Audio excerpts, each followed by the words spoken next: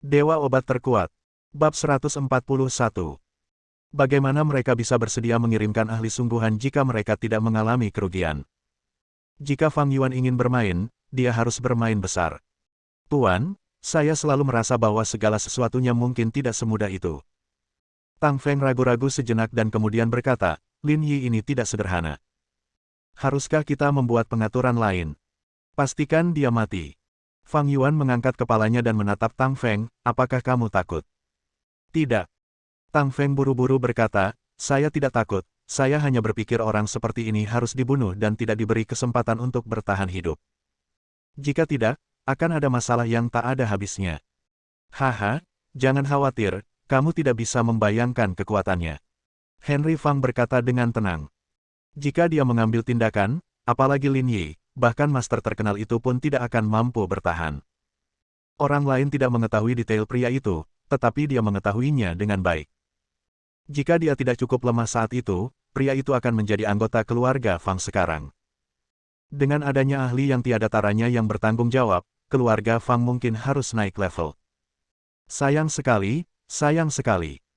Mendengar Fang Yuan begitu percaya diri, Tang Feng tidak berkata apa-apa lagi. Dia hanya punya firasat buruk. Ketika dia memikirkan mata Lin Yi, dia merasakan dinginnya tulangnya, yang membuatnya merasa sedikit takut. Sekarang, dinasti. Ye Qiansui sedang duduk di ruang tunggu sambil minum teh. Dia tidak tahu mengapa Lin Yi tiba-tiba membawanya ke sini lalu pergi lagi.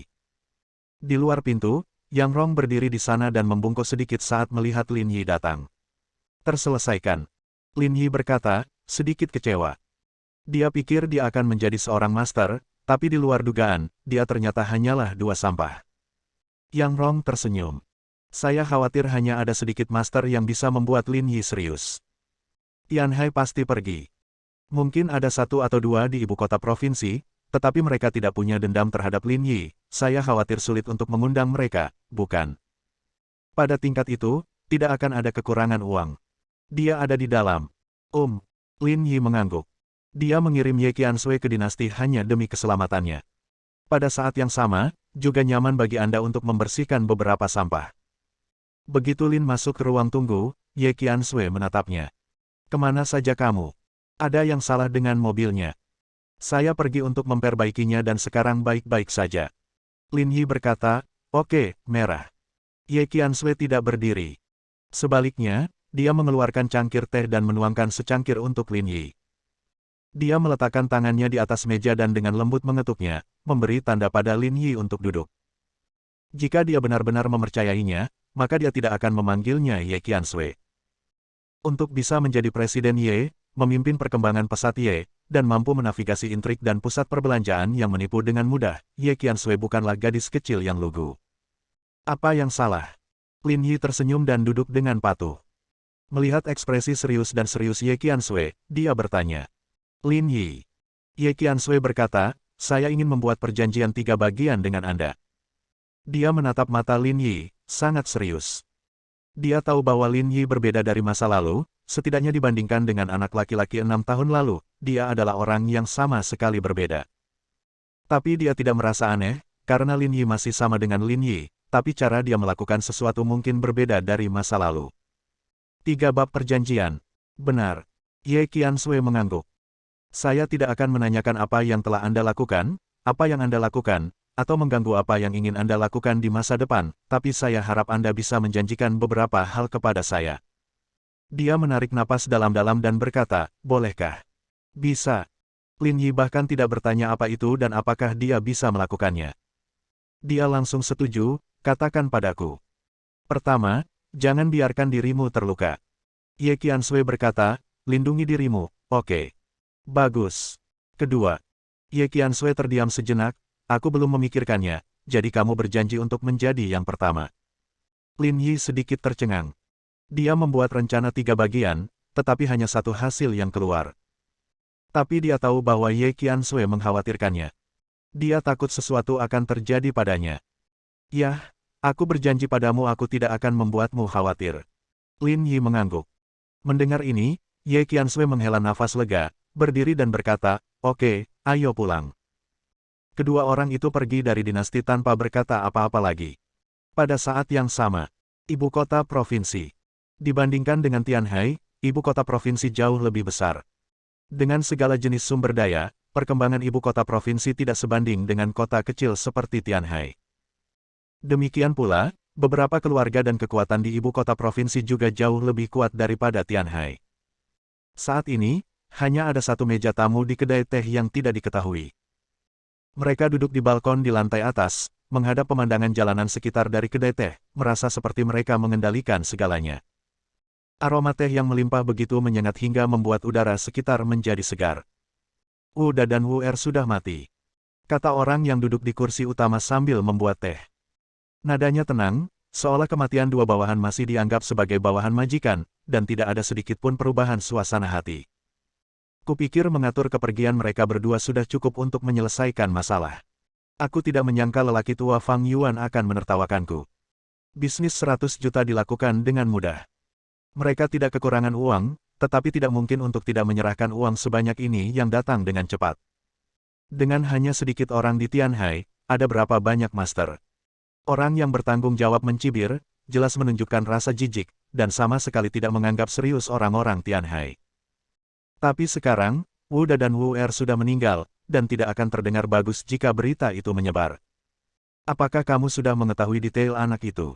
Nama saya Lin Yi. Dia menghabiskan 6 tahun penjara. Dia dibebaskan belum lama ini. Dia juga orang yang kejam dengan keterampilan yang baik. Orang yang bertanggung jawab sedikit mengernyit. Seseorang yang baru saja keluar rumah.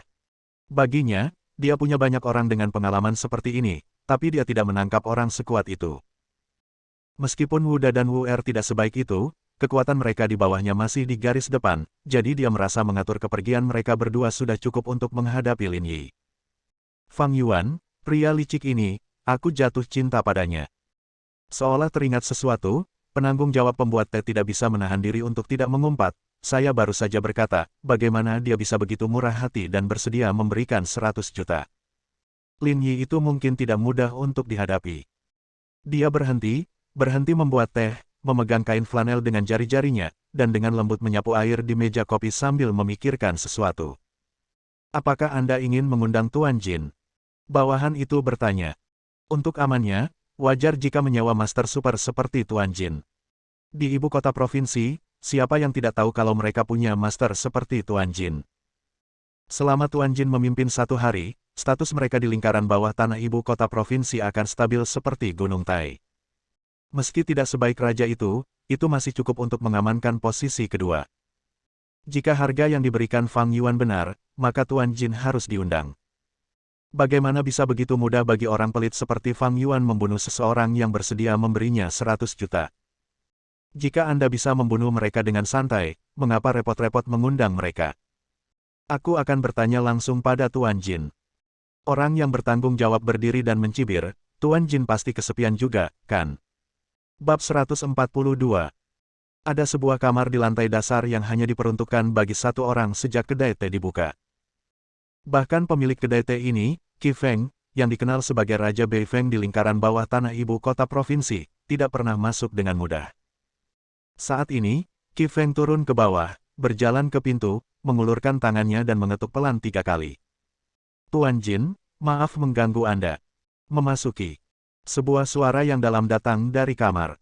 Qi Feng membuka pintu dan masuk dengan sedikit rasa hormat di wajahnya. Tuan Jin, bagaimana Anda menyukai teh ini? Jin Ming, yang sedang duduk bersila di depan meja kopi, mengeluarkan cangkir teh dan menuangkan secangkir untuk Qi Feng. Cobalah. Hanya dengan mencium aroma teh yang berharga ini, Anda dapat mengetahui bahwa teh ini istimewa. Pengaturan Qi Feng untuk Jin Ming selalu yang terbaik, dan dia tidak berani asal-asalan sedikitpun. Saya tahu Tuan Jin pasti akan menyukainya. Dia tersenyum, mengambil cangkir teh, menaruhnya di bibirnya, dan mencicipinya perlahan. Siapa yang akan kamu bunuh? Setelah hening beberapa saat, Tuan Jin berbicara langsung. Dia biasanya tidak mengambil tindakan. Setiap kali Qi Feng datang menemuinya, seseorang akan mati. Dia lugas dan lugas, tidak ingin membuang waktu. Seorang anak laki-laki dari Tianhai. Qi Feng berkata, dia membunuh saudara Wu, yang membuatku sangat malu.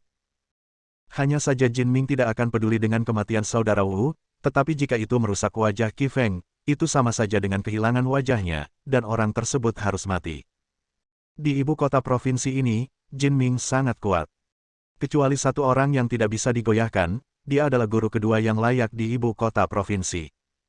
Bahkan ada seorang master di level master yang dengan mudah dibunuh olehnya. Bagus. Jin Ming langsung mengangguk, tanpa menanyakan siapa orang itu atau apa kekuatannya. Tuan Jin, lingkaran bawah tanah Tianhai baru-baru ini berada dalam kekacauan dan kehancuran. Apakah menurut Anda kita harus campur tangan? Qi Feng tiba-tiba bertanya. Jin Ming mengangkat kepalanya dan meliriknya, dan segera mengerti apa yang dia maksud.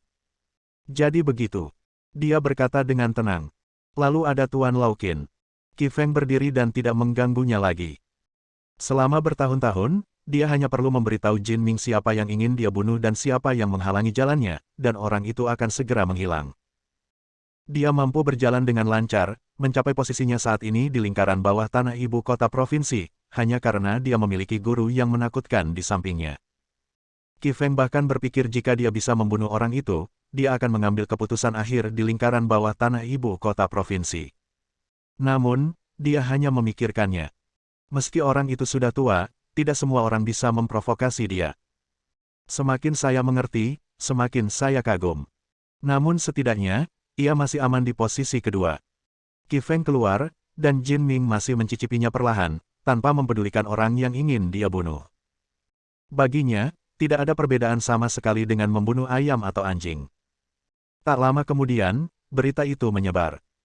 Berita bahwa Jin Ming akan pergi ke Tianhai seperti badai, menyapu seluruh ibu kota provinsi dan mencapai Tianhai pada saat yang bersamaan.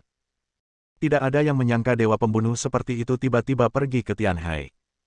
Siapa yang akan dia bunuh? Pria sial apa yang memprovokasi dia?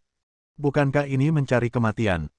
Semua orang di lingkaran bawah tanah ibu kota provinsi tahu bahwa Jin Ming biasanya tidak mengambil tindakan, tetapi jika dia melakukannya, seseorang pasti akan mati. Untuk sesaat, perhatian banyak orang beralih ke Tianhai, ingin tahu siapa pria malang itu, dan dengan siapa dia begitu buruk dalam bermain-main sehingga dia pergi mencari orang gila ini. Bagi sebagian orang, kesombongan Jin Ming adalah sinyal lain. Itulah Qi Feng, yang tertarik dengan lingkaran bawah tanah Tianhai. Mereka bahkan berspekulasi bahwa perjalanan Jin Ming ke Tianhai hanyalah kedok, dan dia hanya ingin memanfaatkan kesempatan untuk merebut sumber daya Tianhai. Banyak orang, yang tidak mau ketinggalan, juga siap mengambil tindakan. Dan Tianhai. Yang Rong mengerutkan kening, dia mendapat kabar itu. Jika ada orang lain yang dengan sengaja menyebarkan hal semacam ini, akan sulit baginya untuk tidak mengetahuinya. Saya benar-benar tidak menyangka dia berasal dari Qi Feng. Wajahnya tampak sedikit jelek. Bagaimana dia bisa berasal dari Qi Feng? Apa hubungannya masalah Tianhai dengan dia? Xiao Dao sedikit bingung. Tentu saja dia tahu tentang Qi Feng, dan dia juga pernah mendengar tentang Jin Ming. Pria pembunuh ini hanyalah orang gila.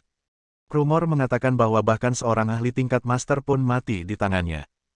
Tianhai saat ini hanya berantakan. Dengan kematian beberapa bos besar, orang lain tentu akan memperhatikan. Dia tahu bahwa Fang Yuan pasti meminta Qi Feng untuk mengambil tindakan, tetapi tujuannya juga sangat jelas, yaitu untuk memberitahu Qi Feng bahwa Tianhai sekarang memiliki celah untuk dimanfaatkan, tetapi bagaimana mungkin orang serakah seperti Fang Yuan mau melakukannya? Membiarkan orang lain masuk dan mencuri barang-barangnya. Inilah yang Yang Rong tidak dapat mengerti. Apa yang harus kita lakukan? Xiao Dao sedikit cemas, Jin Ming itu akan sulit dihadapi. Dia tahu bahwa Lin Yi sangat kuat, tetapi Jin Ming ini juga tidak boleh diremehkan. Dia adalah seorang master yang telah terkenal selama lebih dari 10 tahun. Yang Rong meliriknya. Apakah Tuan Lin mudah dihadapi?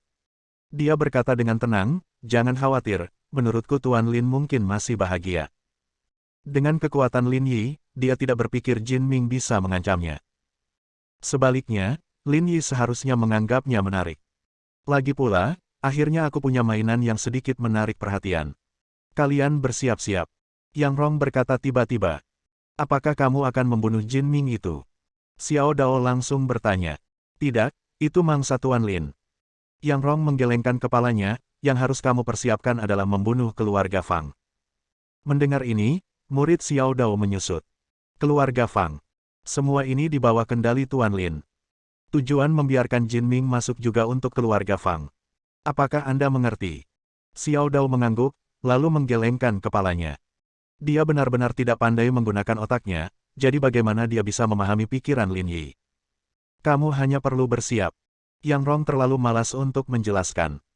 Tidak peduli seberapa banyak dia memberitahu Xiao Dao, dia akan berbalik dan melupakannya. Yang harus dia lakukan hanyalah memberitahunya apa yang harus dilakukan. Tang Feng itu, apakah kamu ingat? Ketika nama Tang Feng disebutkan, ekspresi pembunuh yang kuat tiba-tiba muncul di wajah Xiao Dao. Bagaimana dia bisa melupakan nama ini? Ini merupakan penghinaan terhadap namanya. Tuan Lin berkata, dia akan menyerahkannya padamu. Yang Rong berkata, jadi begitu. Ekspresi Xiao Dao berubah, seolah dia tiba-tiba menjadi orang yang berbeda.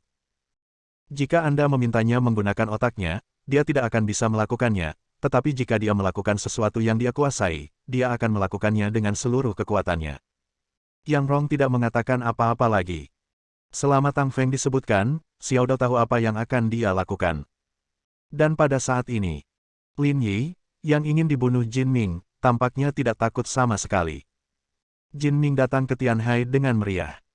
Lin Yi secara alami tahu bahwa dialah yang ingin dia bunuh, tapi dia tetap tidak peduli. Dalam 6 tahun terakhir, orang yang ingin membunuhnya mungkin telah mengitari Tianhai beberapa kali, tetapi tidak ada seorang pun yang terlihat benar-benar dapat mengancamnya. Terkadang, menjadi tak terkalahkan sangatlah sepi. Hei, apa yang kamu tertawakan? Di sudut sofa, Ye Xihan melirik Lin Yi dan bersenandung. Bersambung.